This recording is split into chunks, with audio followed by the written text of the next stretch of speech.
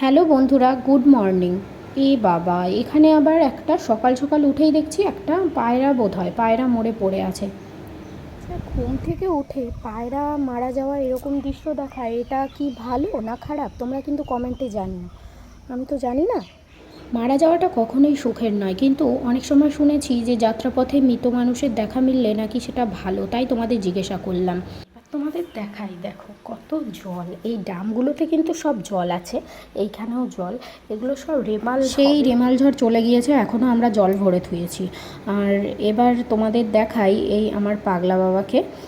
সকালবেলা পাগলা বাবার মুখ না দেখলে আমার ভালো লাগে না। পাগলা বাবার মুখ দেখতেই এসেছিলাম, তারপরে দেখলাম ওরকম ছাদে ওরকম মারা গিয়ে পড়ে আছে আর কি। তারপরে চলে আসলাম পাগলা বাবার জন্য ফুল তুলতে। পাগলা বাবার জন্য ফুল তুলে নিচ্ছি। হ্যাঁ, ফুল তুলতে তুলতে তোমাদের একটা কথাই বলি, হ্যাঁ, আমার ব্লগে হয়তো তোমরা বাড়ির বিভিন্ন টুকিটাকি দৃশ্য দেখতে পাও। আসলে বাড়ির বউ, কোথাও বাইরে তো বেরোতে পারি না, তার জন্য এরকম দৃশ্যগুলোই তোমাদের সামনে তুলে ধরি। আর আমি ভিডিও করতে খুব ভালোবাসি, তাই ভিডিওটা করি, টুকিটাকিই করি, সময় পাই না সেরকমভাবে। তো তোমাদের ভালো লাগলে আর তোমরা যদি উৎসাহ দাও, অবশ্যই আরও ভিডিও করব নিত্য নতুন। আর যদি তোমাদের ভালো না লাগে তাহলে কোনো বাজে মন্তব্য করো না, স্কিপ করে যেও, এইটুকুই বলার।